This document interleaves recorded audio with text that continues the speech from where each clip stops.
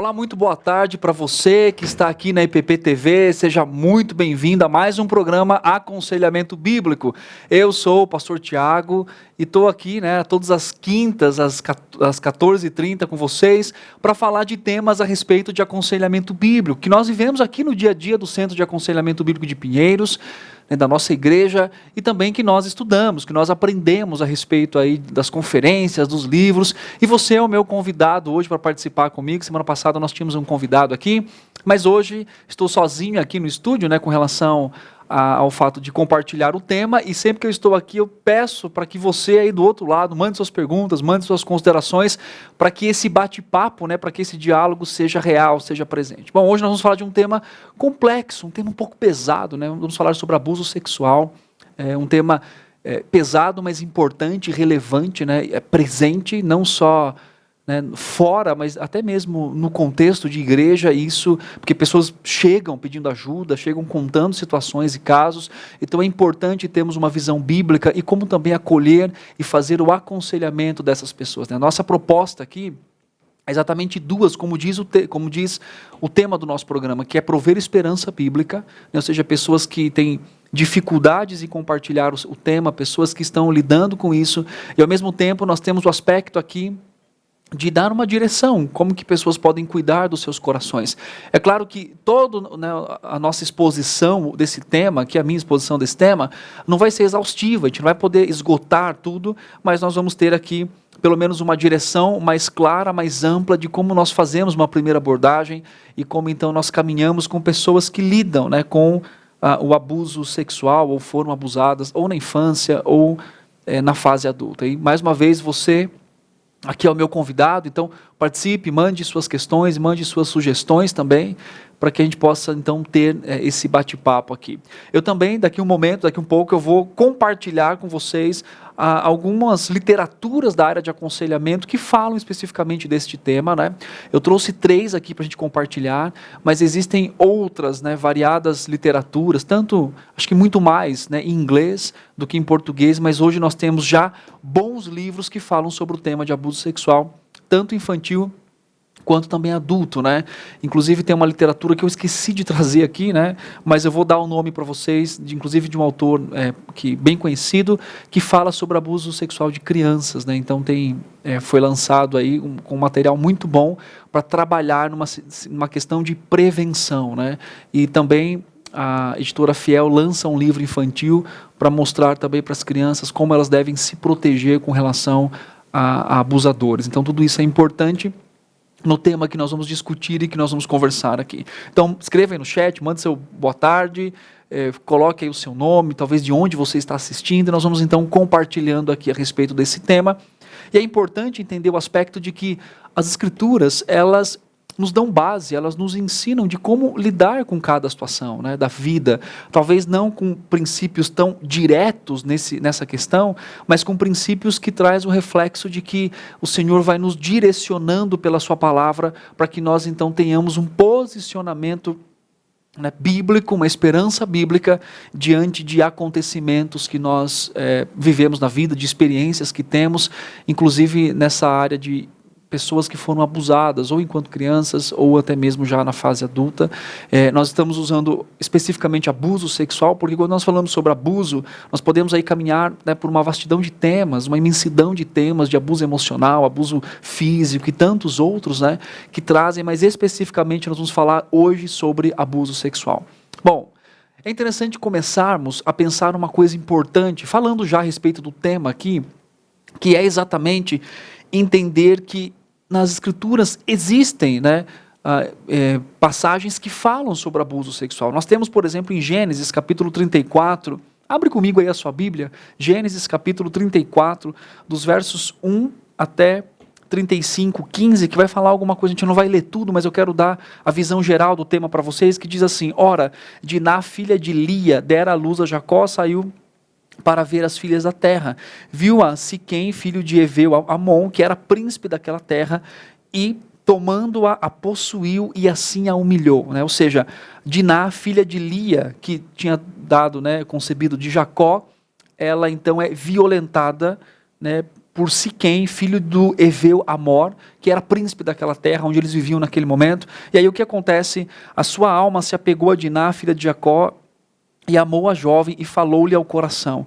Então disse Siquém, amor, seu pai, consegue-me esta jovem para esposa. Então tem todo aquele processo da traição de Simeão e Levi, onde eles falam assim, ok, vocês podem ficar com as nossas mulheres, nós podemos ficar com as suas, mas o que tem que ser feito? Tem que então fazer a circuncisão, e quando esses homens fazem a circuncisão já adultos, quer dizer, eles ficam sem forças, e aí então Simeão e Levi, quando os homens sentiam dor forte, no terceiro dia, eles tomaram cada um a sua espada, entraram ali inesperadamente na cidade e matam todos os homens. Então eles passaram a fio de espada a Amor, e também ao seu filho Siquém, a Bíblia diz, tá? E tomaram a Diná da casa de Siquém e saíram. Ou seja, eles fazem aqui justiça com relação com o acontecimento relacionado ali ao abuso da sua irmã. O que eu quero começar a falar a respeito disso, que eu acho que é muito importante nós tratarmos de questões basilares para que nós entendamos a forma como nós abordamos as situações. Primeiro, tá? Nós temos aqui uma exemplificação de um caso de abuso, quer dizer, as escrituras relatam isso, e claro, com a desaprovação de Deus. Então, a primeira coisa que nós temos que entender é que Deus não tem interesse de esconder um caso de abuso, até mesmo porque Ele permite a sua palavra, Ele inspira para que seja escrita, para que seja revelado, para mostrar a maldade do coração do homem, para mostrar o fato de que o Senhor não tem interesse em esconder abusos, ao contrário, Ele quer revelar, Ele quer mostrar para que seja tratado.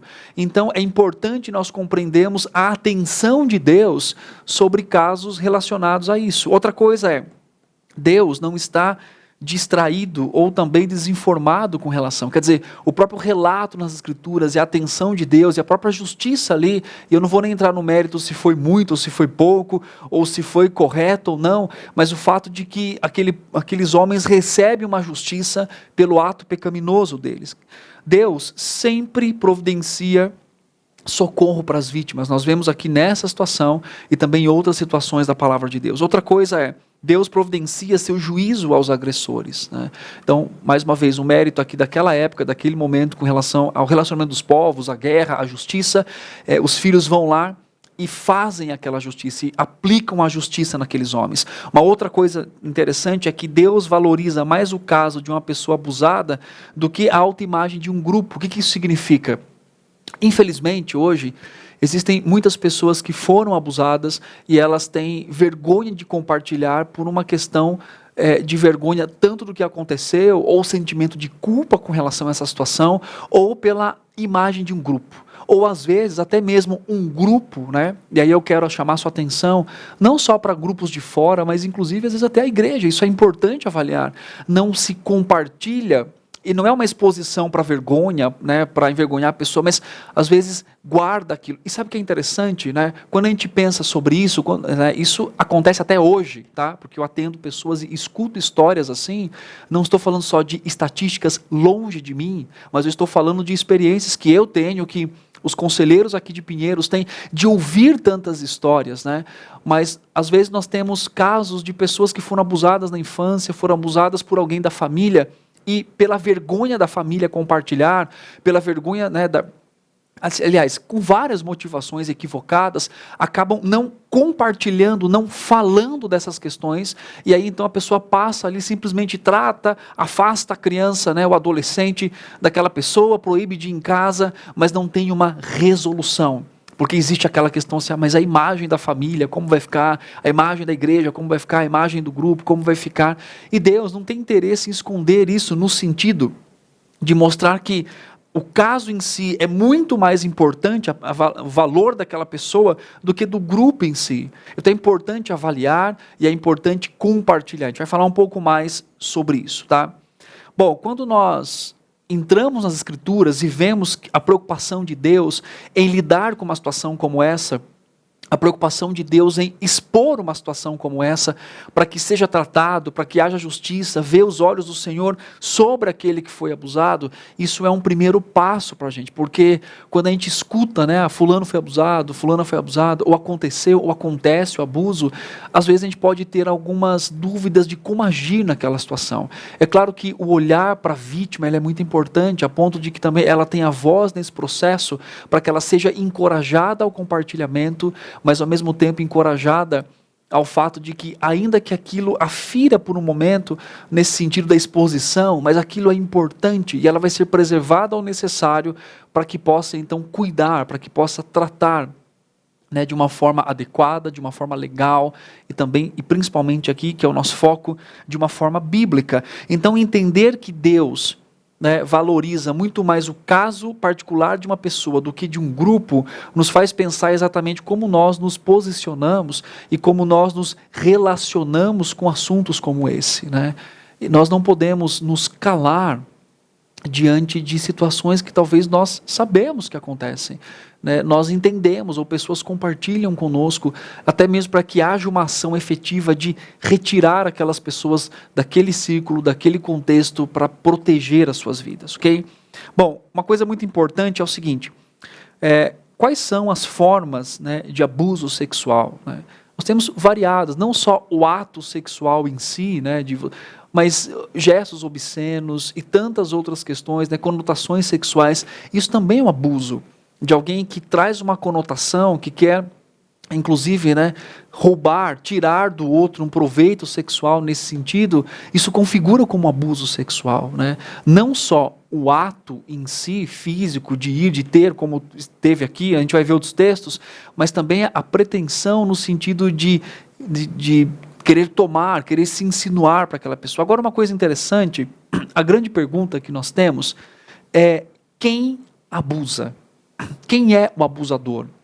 Então, quando a gente começa a trabalhar com pessoas, né, por mais que o abusado esteja ali na frente, até mesmo para proteger as nossas crianças, proteger os adolescentes, nós devemos pensar exatamente quem é esse abusador. Quando a gente vai para 2 Samuel, capítulo 13, nós temos nas Escrituras um outro relato de abuso sexual, agora entre irmãos, né, que é Aminon e Jonadab. Quando você vai para o texto, se você quiser abrir sua Bíblia comigo em 2 Samuel, ok? 2 Samuel, capítulo 13, não sei se você lembra deste caso, mas 2 Samuel, capítulo 13, o incesto, né, Então, tinha Absalão, filho de Davi, uma formosa irmã, cujo nome era Tamar.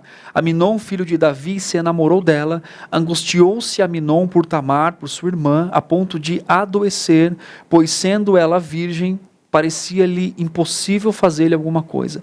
Tinha, porém, Aminon um amigo cujo nome era Jonadab. Quer dizer, você tem Aminon e você tem Jonadab contra Tamar num perfil de um abusador, né? Então você tem aqui filho de Simeia, irmão de Davi. Jonadab era homem muito sagaz. Então mostra que o caráter dele, nesse sentido, né, de alguém sagaz, de alguém que gostava de enganar, de alguém que usava a sua expertise, inclusive para o mal. E o texto continua assim: tinha, porém, Aminon, um amigo, versículo 4, ele disse: por que tanto emagreces de dia para dia, ó filho do rei? Então, o que você percebe aqui, que Aminon, ele sente um desejo, né, pela sua irmã Tamar, que ele comete o incesto, né, além do abuso, essa questão do incesto, mas a decisão do coração dele era sentido até fisicamente, né? Quer dizer, a atração que ele tinha e até mesmo o desejo intenso do seu coração de uma forma pecaminosa, tinha aqui o fato de que, fala assim, por que você está emagrecendo, né? Então, quando você percebe aqui, eles tramam o fato do abuso de Tamar, e ele se coloca como alguém que a ama, como alguém que quer protegê-la, como alguém que quer a presença dela ali, e de repente o texto diz que ela o toma, ele, na verdade, o toma de uma forma tão forçada, e depois que há o relacionamento sexual, o que acontece? Existe então o desprezo da parte dele. Note que a fissura, o engano do coração, né? Qual que é o perfil de um abusador? Aquelas pessoas com palavras doces às vezes, né? Nós temos inclusive um livrinho da Fiel infantil, né, sobre proteger o corpo. Você pode procurar depois aí no Google, tanto do menino quanto da menina, né? Tem algumas palavras-chave que os abusadores usam, principalmente para criança, que é segredo, né? Vamos ter o nosso segredo, né? Vou te dar uma recompensa. E quando vai se tornando mais adultos, né, quer dizer, o alvo, pessoas adultas, existem aquelas palavras como: eu vou te proteger, eu vou cuidar de você, né? Você vai estar mais seguro aqui do que lá fora. Então existe todo um tipo, né, uma reflexão. Eu sei que hoje, né, o abusador muitas vezes é tratado como alguém doente e como alguém que precisa de um tratamento, e eu entendo que precisa no sentido, né, do seu coração. Mas hoje nós temos às vezes um discurso de que alguém, por que ele fez isso, né? As Escrituras nos deixam bem claro que alguém faz isso por causa da dureza e do pecado do seu coração. De alguém que está então tomado, né, pela depravação do pecado, é depravado nesse sentido, né, do próprio pecado, e toma uma decisão com relação a isso. Então a pessoa está conscientemente tramando aquele processo, né? E normalmente qual é o perfil? Aquele que está em casa, né? Isso pode acontecer, aquele que às vezes a gente nem imagina que está acontecendo ali, mas existe então essa questão, né, de que há um estreitamento no fato com relação a isso. Então, segundo Samuel, traz um perfil de alguém que está ali, não, mas eu quero a sua presença, e depois quando ele possui a sua irmã, esse é o texto, a palavra colocada aqui no texto, ou seja, quando Amnon abusa de Tamar, ele a despreza.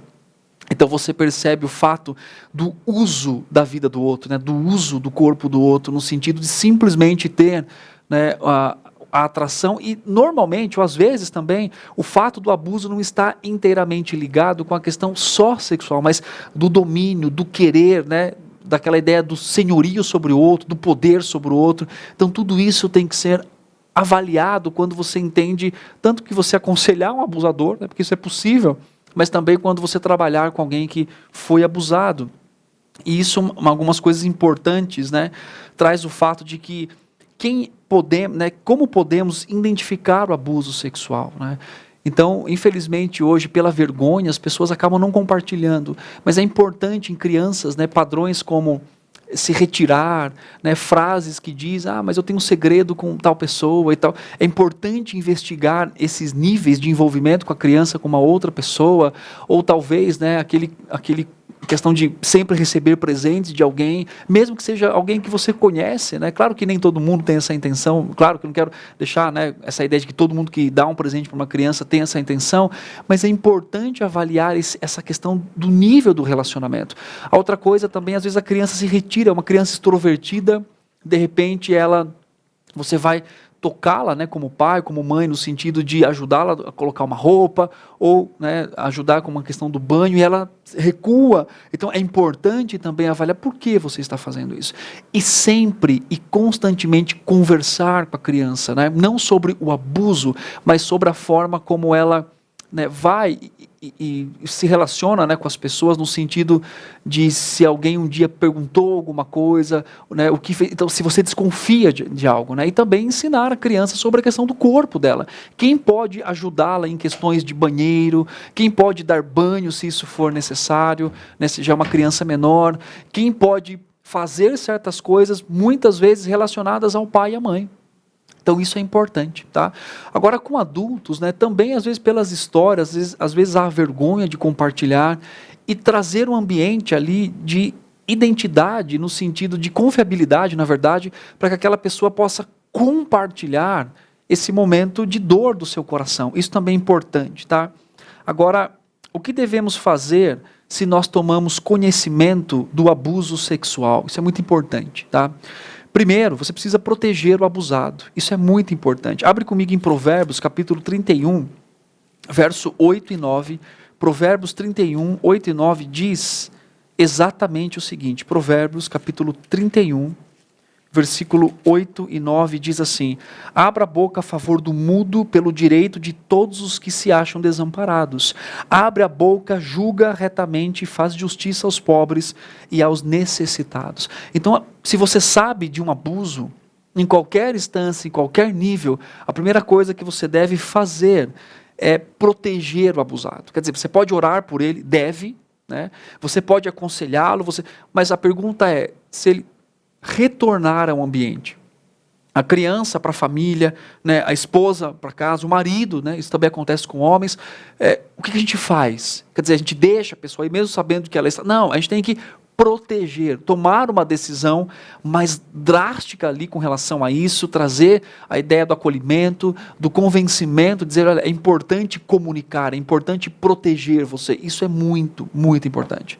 Então, não podemos simplesmente dizer como conselheiros bíblicos, volte para sua casa que eu vou orar por você. Não, nós precisamos, né, tomar uma decisão aqui e incentivar a pessoa nesse processo também. Uma segunda questão importante é comunicar o abuso. Nós temos aqui de voz, né, o artigo 227 da Constituição, artigo 217, e também o Disque 100, que é o Conselho Tutelar, promotor, órgãos públicos, né, relacionado a questões infantis.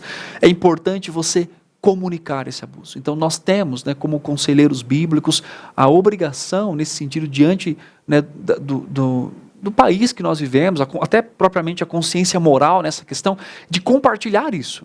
Porque se você esconde, se você, né, simplesmente faz isso para proteger nesse sentido, ou proteger um grupo, né, isso é importante, ou querer se proteger dessa situação.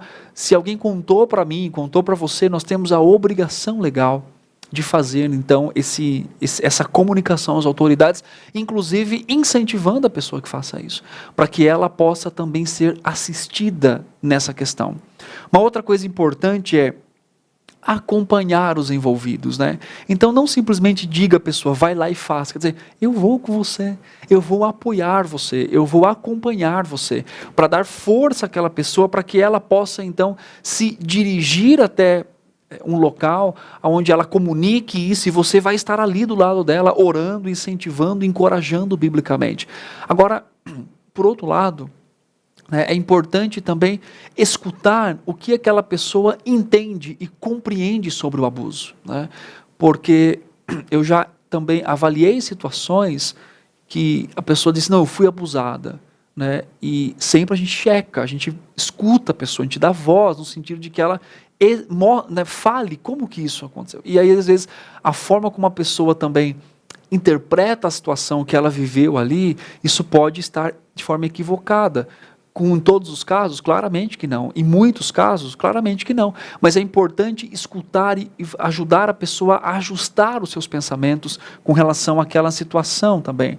Nós devemos prevenir contra mais abuso. Como? Ensinando os nossos filhos. Tem um livro chamado Sempre Alerta, de um autor chamado Deepak Reju. Ele fez uma pesquisa na área de abuso infantil nos Estados Unidos, e ele escreveu um livro trazendo nessa questão da própria igreja, de como nós podemos ficar alertas com relação ao abuso das crianças. Então é importante, né, você ter essa literatura, você ler, né, a gente pensa, mas isso talvez é lá nos Estados Unidos, é longe, mas corações pecadores e pessoas abusadoras estão em todos os lugares, no sentido de viver, de existir nisso. Então é importante, nós temos também uma consciência de ensinar as crianças, dirigi-las, os adolescentes, em como, né, isso pode então ser prevenido. Então a lei, e quando fala também prevenir contra mais abuso, é prevenir a pessoa que contou, para que a gente possa então fazer um trabalho com ela, a levando para um lugar de proteção, tá? Outra coisa também é dar auxílio a pais e parentes dos abusados, né? Ou seja, trazer um consolo para eles, ajudá-los a compreender esse processo, a falar também com a pessoa. Às vezes a criança, a família tem vergonha, né, de compartilhar com relação a outros. Então é importante também nesse caso dar uma assistência para a família, trazendo para elas a esperança do Evangelho em Cristo Jesus. Isso é muito importante, né, de trazer a perspectiva de que, olha, o Evangelho traz esperança para o seu coração e para aquela família, ajudar a buscar a Deus em meio à tribulação, quer dizer, uma dor tão grande de saber que o filho ou a filha foram violados, né, por alguém talvez até de confiança. Então a esperança do Evangelho é muito importante, diante de todas as ações que foram tomadas legalmente, né, de acolher aquela pessoa. É muito importante ter o aspecto de trazer uma esperança para o coração daquela pessoa. Ajude-os a buscar conselho na palavra. A palavra do Senhor é viva, ela é eficaz, ela é como uma espada de dois gumes, quer dizer, trazendo essa ideia de que na palavra de Deus eles podem então encontrar consolo para os seus corações. Isso é muito importante no processo, né, que nós falamos de tomar conhecimento e ao mesmo tempo fazer uma primeira abordagem dessa situação. Eu quero ler aqui o chat, o que vocês estão compartilhando, por favor. Vou ler aqui, diz assim: boa tarde, pastor Caio, Sheila, irmãos, graça e paz, tema muito atual e delicado, precisa ser abordado na perspectiva bíblica. A Sheila de Feira de Santana, Bahia, sempre aqui conosco. Deus abençoe sua vida, Sheila. A Alexandra também, boa tarde. Caio, Sheila também. Há muitas mulheres com traumas e retraídas por conta de abusos sexuais, moral, psicológico, que precisam do consolo e o apoio. E a palavra de Deus traz paz, refrigério ao coração, realmente, né? O objetivo aqui é mostrar como biblicamente nós podemos caminhar com pessoas, dando esperança a elas com relação ao fato de como que elas lidam com uma situação tão triste como essa e ao mesmo tempo também a sua família. Então, pode mandar aí se tem alguma pergunta, se tem alguma questão relacionada a isso. Eu quero fazer a primeira indicação de literatura. A primeira literatura que eu quero recomendar é Recolhendo os Pedaços, recuperando-se de relacionamentos que chegam ao fim. E isso daqui também tem um pouco a ver com aquilo que nós estamos falando aqui, porque ele trata, né, o Lu Priolo, de uma situação também relacionada a isso. Então, é muito importante nesse sentido, né? Então ele traz temas como consertar meu coração partido, e tem outras situações também que isso é um fato para você poder também ter uma literatura com relação a isso. Uma outra que eu quero mostrar também é Fazendo Nova Todas as Coisas, David Paulison, restaurando a esperança para traumas sexuais. Então aqui ele traz alguns temas importantes, eu quero ler aqui, fala como tornar-se pessoal, a renovação, enfrentando as lutas de hoje na Grande Guerra. Então ele vai tratar também com relação ao que é sexualidade, renovando tudo que obscurece o sexo, né, de pessoas que foram abusadas, ou tiveram um problema com a questão da sexualidade. Então, ele traz aqui sobre lutas sexuais dentro do casamento. Então, vale muito a pena. Por que eu estou trazendo isso de forma específica? Para que haja um entendimento real sobre o que é o sexo, como que nós devemos nos relacionar com ele, numa perspectiva da palavra de Deus. Depois eu vou fazer mais indicações aqui. Mas antes, eu tenho um vídeo para mostrar para você, que é aqui do nosso centro de aconselhamento bíblico, como que funciona, o que é o centro, quais atendimentos que nós fazemos aqui. Então você vai ficar agora com um pequeno vídeo falando a respeito do centro de aconselhamento.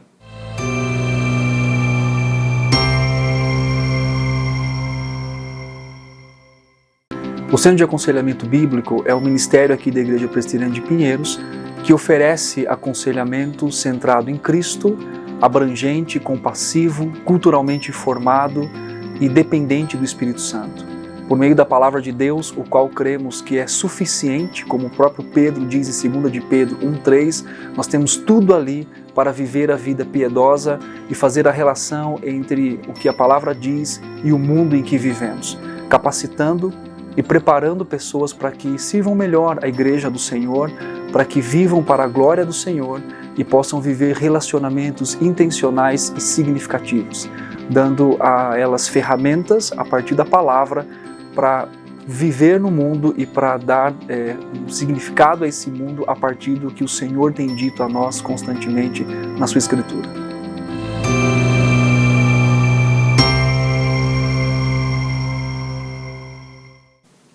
Então esse é o nosso centro de aconselhamento bíblico aqui em Pinheiros. Nós ajudamos, né, e trabalhamos com pessoas de variadas experiências e situações na vida, e nós temos a graça de Deus de ter um centro de aconselhamento e dar suporte a pessoas que estão lidando com situações, inclusive, de abuso sexual, ok? Bom, eu quero começar a caminhar aqui agora exatamente para como que nós podemos ter um plano de cuidado e aconselhamento bíblico para aquele que foi abusado. É claro que cada caso ele é específico dentro da sua experiência. Então eu vou trazer aqui uma abordagem geral com relação a como lidar, né, de forma primária ali, dar aquela atenção para pessoas que foram abusadas sexualmente, tá? Uma coisa importante é sempre ouvir as pessoas com muita atenção. Segundo aos Coríntios, capítulo 1, verso 3, diz assim: Bendito seja o Pai de nosso Senhor Jesus Cristo, o Pai de misericórdias e Deus de toda consolação. Então, o fato de levar, né, o cuidado e o consolo de Deus para corações partidos por abusos sexuais, quer dizer, pessoas que enfrentaram isso, ele é muito importante. Então, algo que nós devemos destacar aqui é ouvir com atenção. E o que isso significa numa forma prática? Primeiro, faça perguntas abertas, né? Claro que você não vai ficar repassando o processo constantemente, principalmente entendendo a dor que aquela pessoa tem com relação a isso, mas é muito importante você saber dos fatos, para que você possa prover uma esperança bíblica. Então, escute com atenção, faça perguntas abertas, permita que a pessoa coloque para fora aquilo que realmente ela está sentindo nesse momento e você poder ajudar biblicamente, tá? Uma segunda questão é: tome o abuso e o sofrimento muito a sério. Então não comece com suposições de que o que ela fez que causou aquilo, né? Isso é uma questão muito errada na abordagem na hora que alguém está sofrendo não só por abuso sexual, mas por qualquer outro abuso que seja. Então o que é importante? Você entender e tomar aquilo como sério, escutar aquilo, dar atenção para aquela pessoa, sem fazer pré-julgamentos dentro do próprio aconselhamento, para que você possa caminhar com ela. Quando você a escuta contar da sua situação e da sua experiência completamente dolorosa, preste atenção em experiências ou até mesmo em emoções como ira. Então, às vezes, a pessoa conta com uma ira muito grande no seu coração, porque ela talvez pense assim: olha, eu era uma criança e meus pais não me defenderam, né, meu amigo, meu tio, ou então aquela ideia, eu era já adulto, mas quando eu compartilho, as pessoas falam: deixa quieto, já passou no passado, porque isso acontece também, né? Já foi no passado, não vamos tratar mais sobre isso. Então é importante você entender que tipo de emoção que a pessoa tem quando ela conta aquela situação. Outra coisa é: veja o quanto de vergonha e desgraça, né, nesse sentido, ela atribui à sua história. Perceba, né, em que momento ela lida com muita vergonha e ao mesmo tempo ela pensa: na minha vida acabou aqui, e isso pode realmente ter reflexo na sua vida no casamento futuro, na sua sexualidade, né, na vida sexual ativa. Então, quando você está ouvindo, qual que é a percepção que ela tem do que isso causou na vida dela? Isso é muito importante. Outra coisa é a falta de esperança e segurança.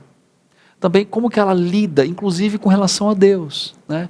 Eu lembro que eu atendi um caso de abuso de uma mulher que ela foi abusada na infância e ela então mudava de casa constantemente, procurando um refúgio, uma segurança, porque ela pensava assim: Deus não me pode proteger. Ela tinha filhos, ela queria proteger os filhos. Então, quando ela tinha uma percepção que nem era real, de alguém que estava seguindo, acontecendo alguma coisa com ela, ela ficava mudando, né, de 3 em 3 meses de casa, com a sensação de que alguém estava perseguindo, porque ela pensava assim: não, eu tenho que cuidar dos meus filhos. Então ela não conseguia enxergar confiantemente o cuidado de Deus e nem ter segurança nesse cuidado. Então é importante prestar atenção nisso. É importante você ouvir o que ela fala sobre Deus, né? Lembrando que o nosso coração, sempre falo isso aqui, funciona numa dinâmica do que nós acreditamos sobre Deus, sobre o outro, sobre nós e sobre o contexto. Então, quando você vai ouvindo essas coisas, você vai entendendo o que a pessoa está dizendo, para que você possa fazer uma abordagem correta com relação a isso. Outra coisa é: preste atenção às reações ao pecado sofrido. Então, qual que é a reação que aquela pessoa tem diante disso? Preste atenção à questão de identidade, né? Quem é aquela pessoa? Talvez ela se enxergue como alguém que foi abusada, e isso é real, ela está compartilhando a história, mas como isso afeta a identidade dela?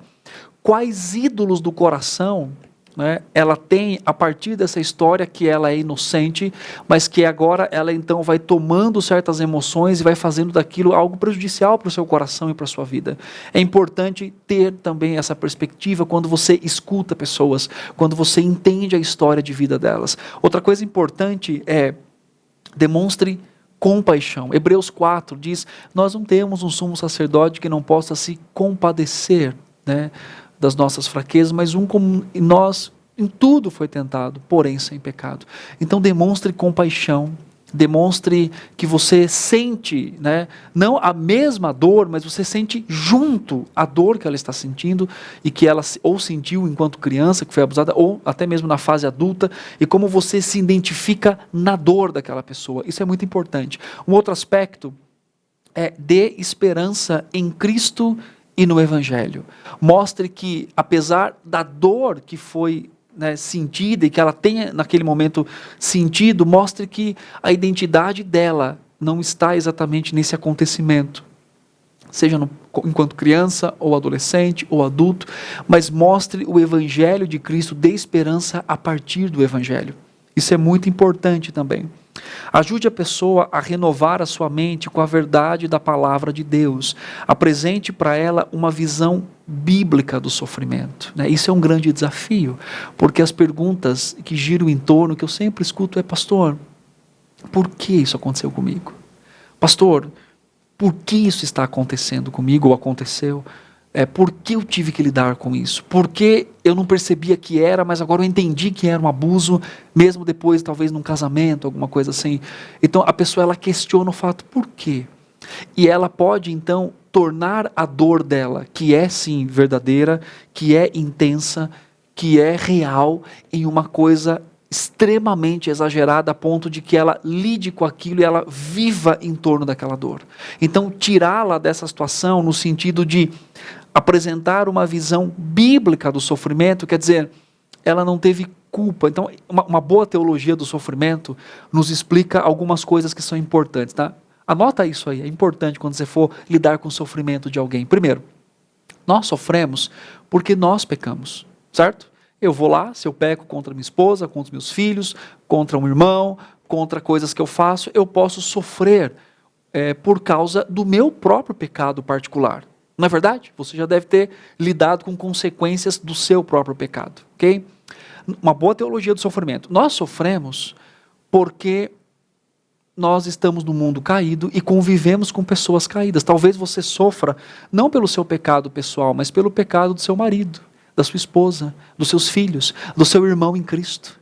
Ou seja, aquele pecado que você não é responsável, mas que você sofre por causa disso, de alguma forma, né, por uma decisão errada do filho, você sofre por isso. Talvez o marido que cometeu adultério, a esposa que cometeu adultério, ou que brigou, ou que, enfim, porque deu errado no trabalho, porque fez uma coisa errada. Então você pode sofrer no mundo caído por causa do fato de que pessoas tomaram decisões erradas. Isso está relativamente mais próximo de nós.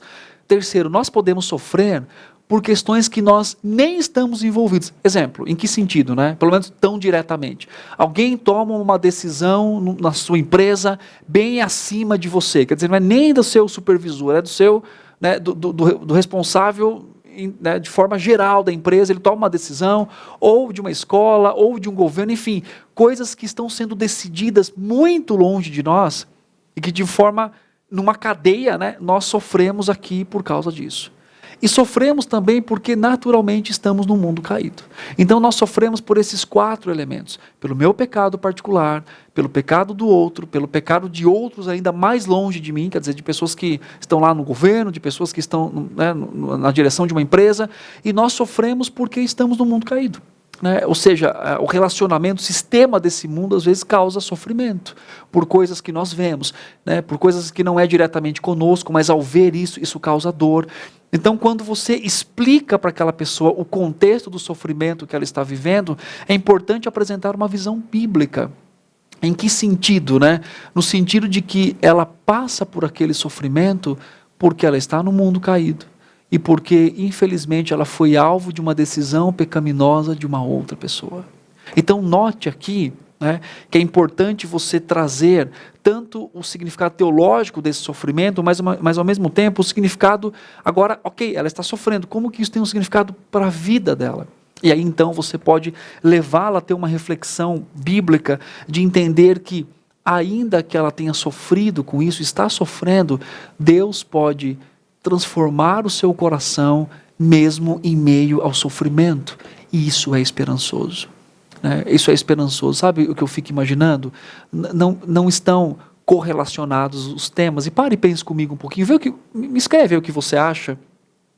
Mas sabe, eu fico imaginando Paulo. Sabe o apóstolo Paulo? Escreveu as cartas, foi convertido pelo Senhor. Eu fico imaginando Paulo, ele foi perseguidor da igreja e ele lida então com o fato de que ele persegue pessoas, né?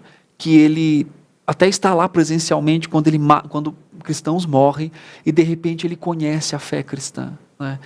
Eu fico imaginando a cabeça de Paulo, do seu sofrimento, da sua dor, por uma experiência que ele tinha vivido. É claro que aqui Paulo foi culpado disso, nesse dia, ele é diretamente culpado. Nós estamos falando de uma questão talvez mais próxima ali de José, de alguém que não toma, mas acaba sofrendo por causa de decisões de outras pessoas nesse sentido, mas quando ele chega lá no final, ele diz assim, não temais, Deus me enviou adiante de vós, né? Alguém que foi rejeitado, que foi vendido, que foi tentado contra a sua vida, que foi acusado novamente, então ele traz marcas do seu coração, na sua vida, mas ele entende aquele processo, aquele contexto, como alguém que está então sendo, como que Deus poderia usar aquilo para moldar, para trazer um benefício, né? Em que sentido eu estou dizendo isso? Não é com o conformismo da dor, mas é entender que ao estarmos num relacionamento no mundo caído, nós estamos sujeitos ao pecado de outros, por mais que nós protegemos nossos filhos, não é verdade? Protegemos pessoas, nos protegemos,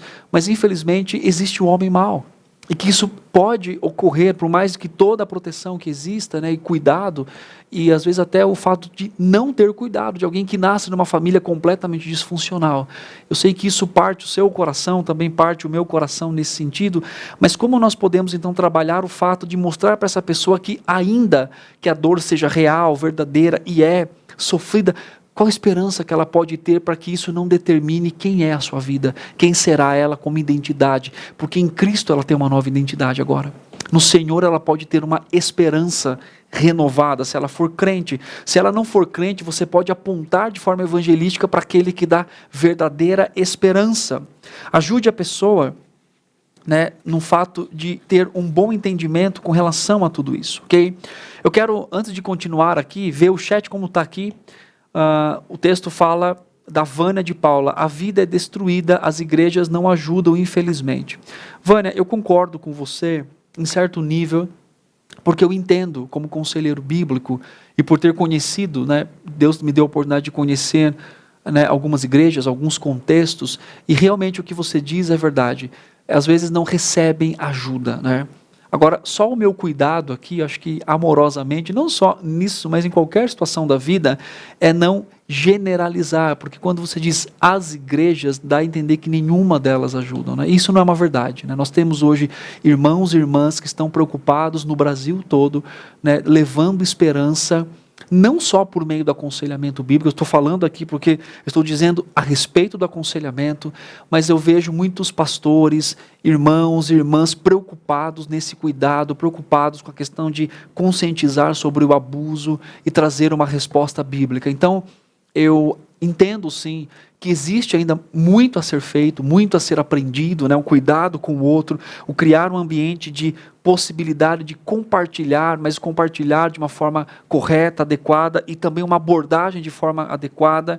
Mas hoje nós temos sim igrejas que ajudam, né? Que dão suporte, que inclusive se tornam o principal suporte de pessoas que infelizmente passaram por uma experiência de abuso em suas vidas, ok?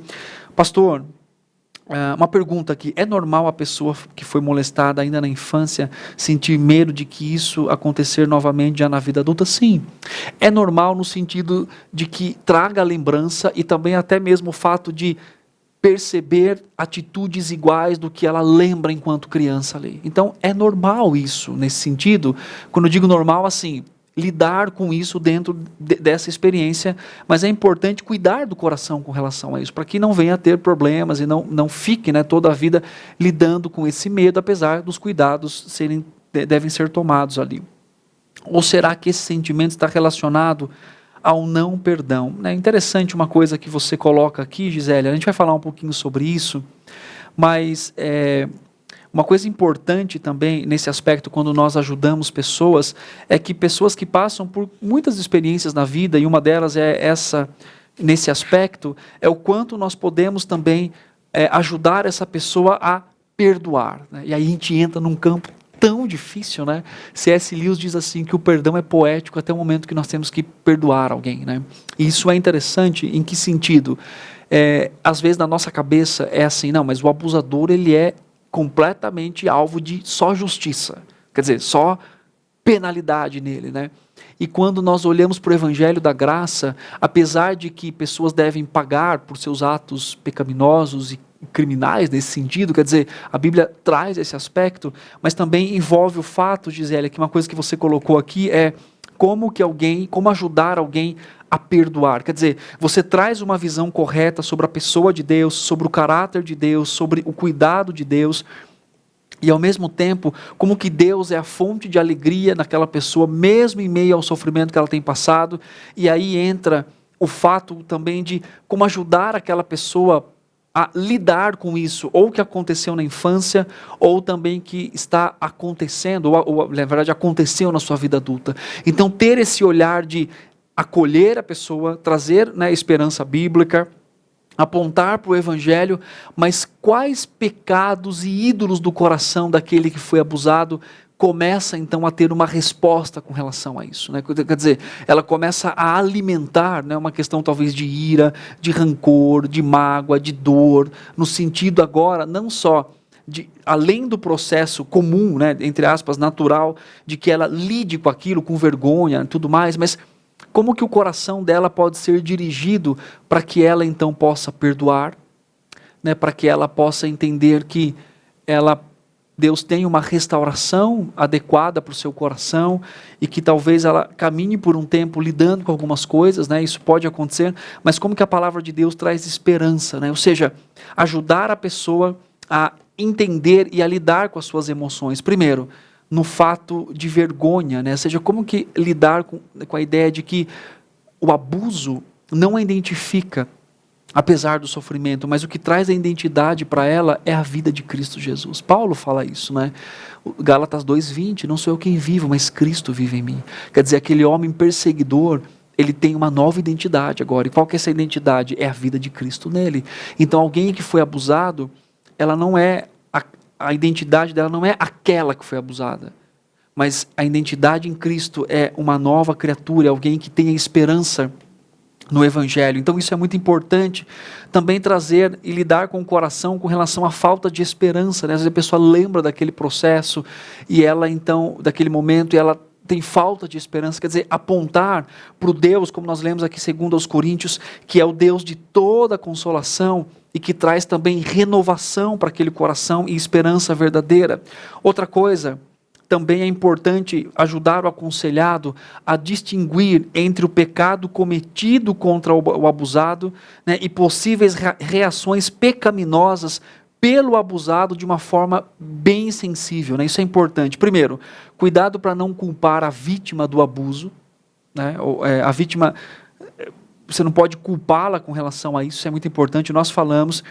Outra coisa também ajude ela a confessar reações pecaminosas ao pecado sofrido. Quer dizer, talvez ela julgue as pessoas por causa disso, talvez ela tenha problemas no seu casamento com relação a isso, né? Tanto o homem quanto a mulher.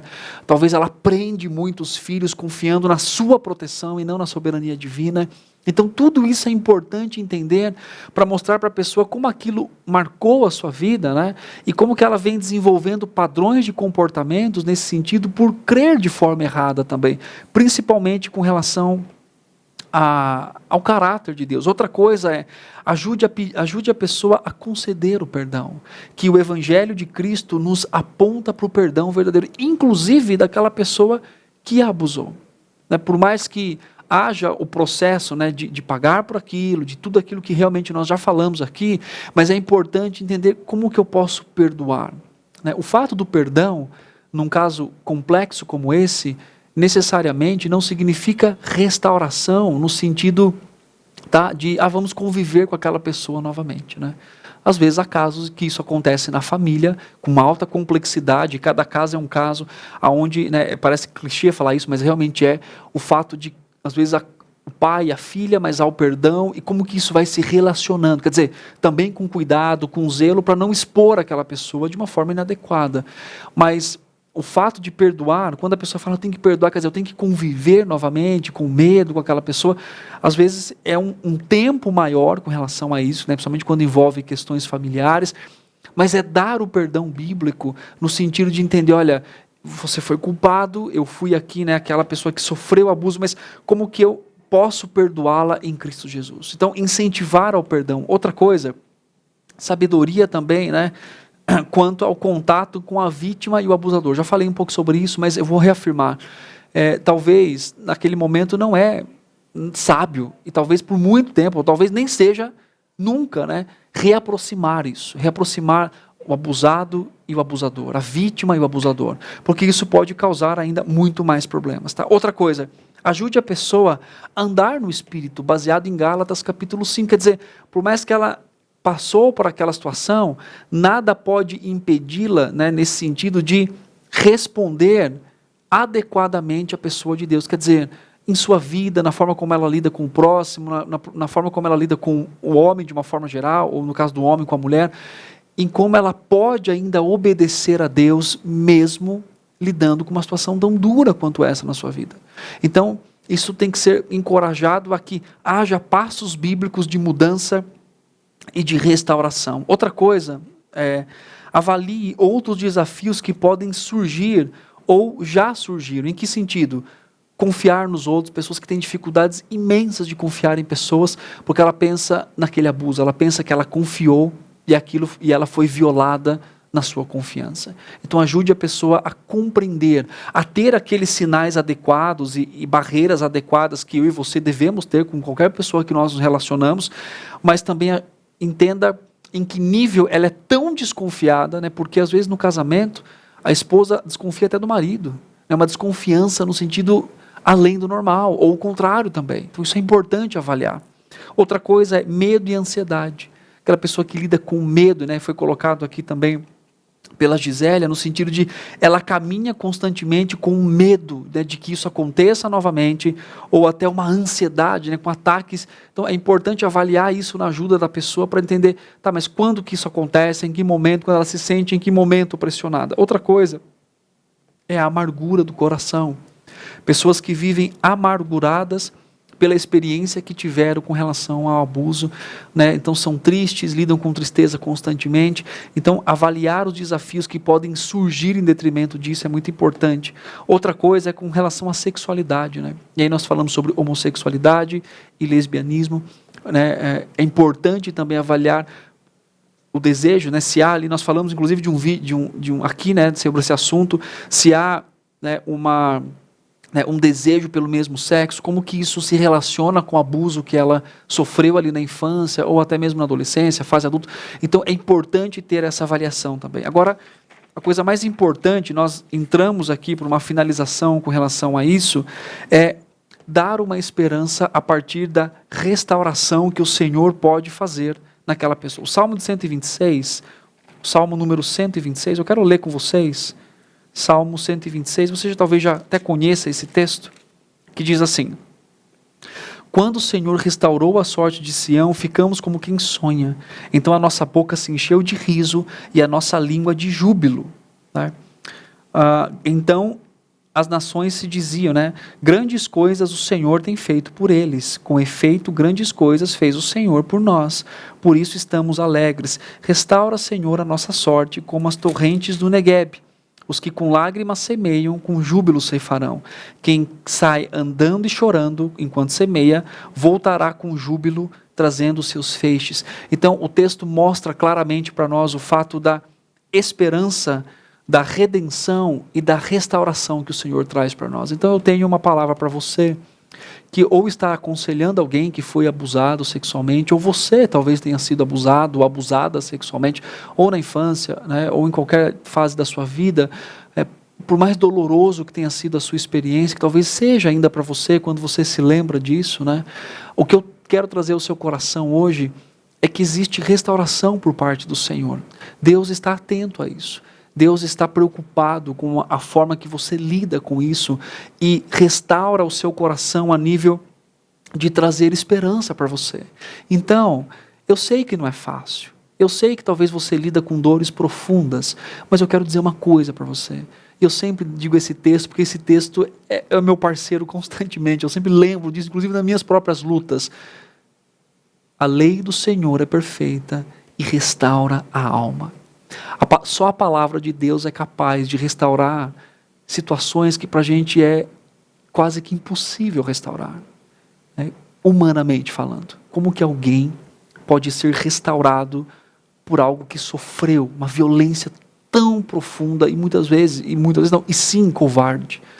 Mas quando nós olhamos para o Senhor, para a atuação do seu Espírito, para a forma que o Senhor cuida de nós, eu digo para você, não há experiência tão dolorosa que Deus não possa trazer o seu bálsamo de cura sobre a sua alma e o seu coração, porque a lei do Senhor é perfeita e ela restaura a alma. Então, ainda que você tenha sofrido um abuso, o Senhor diz ao seu coração e ao meu que existe esperança de olhar além desse abuso, de olhar para além dessa experiência. E isso está no fato de olharmos para aquele que é a esperança verdadeira do nosso coração. Ali, há refúgio verdadeiro, há consolo verdadeiro, a esperança real de sabermos que o Senhor não está inerte às situações que acontecem na nossa vida, mas Ele provê consolo, Ele provê amor, Ele provê graça e Ele provê restauração. Então eu encorajo você a compartilhar a sua história com irmãos e irmãs que queiram te ajudar, que estejam preparados para isso também e que compartilhem a sua história no sentido de buscar no coração, né, um aconselhamento, uma restauração. E se aí isso machuca você ou traz mágoa para o seu coração, a palavra de Deus é suficiente para cuidar do seu coração. Então, essa é a minha esperança para você nesse momento. Eu gostaria de indicar aqui, antes de ler o chat novamente, mais um livro do Aconselhando os Casos Difíceis. Esse livro é muito bom, tá? O Scott e o Heath Lambert são os editores e o John MacArthur faz a apresentação. E aqui existem vários casos de vários irmãos, né, de pastores e de irmãs também que falam no aconselhamento. E o capítulo 2, né, eles usam nomes fictícios aqui, mas o capítulo 2 fala sobre exatamente o seguinte: Mariana e sobrevivendo, né, o caso da Mariana e sobrevivendo ao abuso sexual. É uma irmã chamada Laura Hendrickson que fez o aconselhamento e traz aqui um estudo de caso, como que uma pessoa pode ser tratada e como que o conselheiro pode fazer isso e como que o aconselhado pode passar pelo processo de ser ajudado em casos difíceis, né? E realmente é. Então a ideia aqui do difícil é verdade. Então como que nós ajudamos? Então esse é um manual, né, no sentido de ajudar você a ajudar outras pessoas. Isso é uma grande bênção, que nós temos bons materiais hoje em português que nos dão o privilégio e a graça de caminhar com outras pessoas. Bom, vocês ficaram tímidos hoje aqui no chat, né? Alguns compartilharam. Eu sei que é um tema difícil, às vezes até de perguntar, de dizer, de compartilhar, mas eu espero que tenha sido claro para o seu coração, pelo menos numa abordagem inicial ali. Hoje você pode ter mais, né, conhecimento sobre isso, fazendo cursos, buscando situações, né, na internet, como sites como Conexão Conselho, que trazem material de como ajudar pessoas que passaram por esse processo. Mas graças a Deus, né, a Alexandra colocou, glória a Deus, verdade, realmente. É bom, né, entender e escutar o que a palavra de Deus faz aos nossos corações. Bem, nós chegamos aqui ao fim de mais um programa de aconselhamento bíblico. Que bom tê-los aqui conosco, que bom poder compartilhar. Compartilhe esse material, compartilhe essa conversa aqui com outras pessoas, talvez com pessoas que você sabe, né, que ou desconfia com relação a alguma coisa. Converse, né, estenda a sua mão, caminhe com pessoas, ajude pessoas a lidarem com aquilo que necessitam. Eu quero agradecer mais uma vez pela sua vida e também hoje eu gostaria muito de agradecer, né, a Deus. Hoje é o dia do jornalista e eu gostaria de aqui agradecer a vida dos nossos irmãos, né, aqui da IPP TV, irmãos que trabalham, irmãos que servem, irmãos que estão constantemente aqui servindo a igreja do Senhor com o seu trabalho, com o seu talento. Deus abençoe a cada um. Tenho um grande privilégio, né, de servir aqui junto com vocês na TV e de ser assistidos, né, por todo o trabalho que vocês, irmãos jornalistas, fazem aqui na nossa igreja e para outros jornalistas também, de uma forma geral. Deus continue abençoando a vida de cada um. E eu quero também deixar aqui um desafio para você. a continuar estudando sobre o tema, caminhando com relação a isso e buscando aí mais conhecimento para ajudar pessoas. Deus abençoe a sua vida e até a próxima quinta, se Deus permitir.